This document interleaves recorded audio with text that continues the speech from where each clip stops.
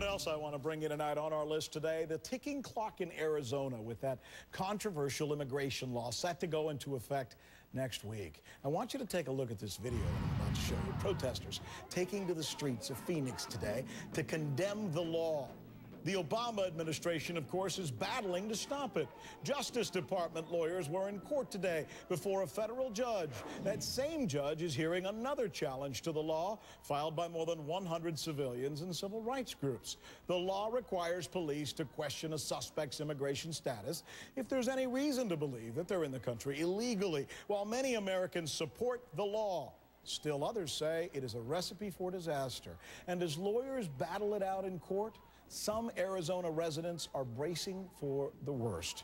CNN's Thelma Gutierrez spoke to one middle-class couple that's actually, well, she caught them in the middle of preparing to flee the state. Carlos is a legal resident. His wife, Samantha, is not. And they're packing up to leave before the law takes effect. You hear them, and you really understand the emotional toll of this entire... So, in fact, here, take a listen to what they say. You love the state? Arizona, yes. And now? Little by little, they're pushing us out. They would say you're leaving because you want to go. You don't have to go. I don't have to go, but for my family's sake. Your wife is undocumented. Yes. ¿Qué es lo que representan esas cajas? What do those boxes represent to you? Son muchas memorias. ¿No te quieres ir? You don't want to go? Imagínate 18 años estar aquí y volver a comenzar en otro estado. Now, how is this being taken by some in the law enforcement community, for example? Well, some Arizona police officers are finding themselves somewhat torn up about this. One Phoenix cop who's been on the force for 20 years recorded his concerns in a video for the social justice group, the Brave New Foundation. The group posted it on Facebook, and now we talked to Officer Paul Dobson, and he told us that even though the video was edited, what was posted online adequately reflects his views. We were careful to make that phone call and get that from him. He says he just can't bear to enforce the new law. Here, listen for yourself. This law will make me feel like a Nazi out there. I'm a police officer in Arizona. I work for the largest jurisdiction in the city of Phoenix. How I feel about SB 1070 is I have a great deal of contempt for it. I'm very emotional about it. This law is pure and simple a racist law. It is focused on Latinos. It's horrifying.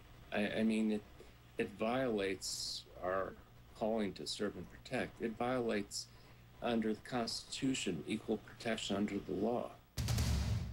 All right, did you hear that? He said he'd feel like a Nazi. Now, we've been leaving messages for the Phoenix Police Department's Public Affairs Office all afternoon on this one. And when we called the main number, they told us that someone would call us back. No one has so far, but a police department spokesperson told one local TV station that he understands that employees have diverse opinions. But department policy states they must get permission before making any media appearance. Now, it's important to note that many decent Americans have gone to the border because of their concerns about illegal immigration. But some who are going to the border may have ulterior motives.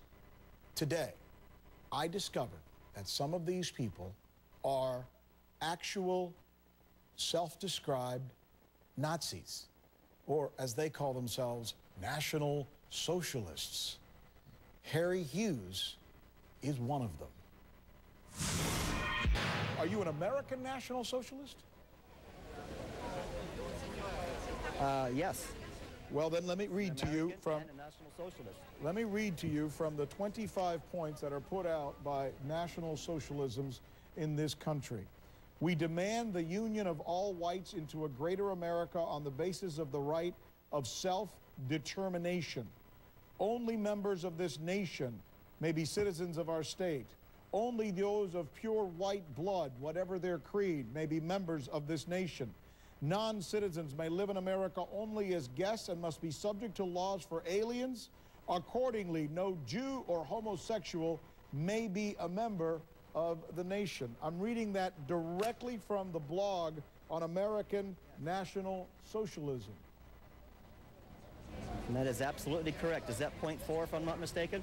That is point 4. You're absolutely right. You believe in that? Yes. Let me continue. Yes, I do. Let me continue. You believe that all non-white immigrants must be, all non-white immigration must be prevented in the United States. And we demand that all non-whites currently residing in America be required to leave the nation forthwith and return to their land of origin. You believe that? Yes. Just to be clear, I wasn't born in this country, and my skin is probably a little browner than yours, and my last name is Sanchez, and yes, I am Hispanic. You think I should leave this country, do you? Yes. You think that people like myself should leave as well? Jews, blacks, also? How come so many other countries have their own homelands? The Jews have their own homeland. Japanese have their own homeland. Why don't the white people have their own homeland? This country was started of, by, and for white people. Mostly angry white people with guns started the United States. So you, Mr. Hughes, are concerned... Get to do what they want to do. North Korea. Go on. What about North Korea? North Korea is a country of North Koreans. They have their own homeland. South Korea, Japan, all these countries have their own homeland with their own homogenous population. Why can't we? Why all of a sudden, why is it so bad to have a white country? I think I received over 1,000 tweets, like within 5 minutes of that conversation.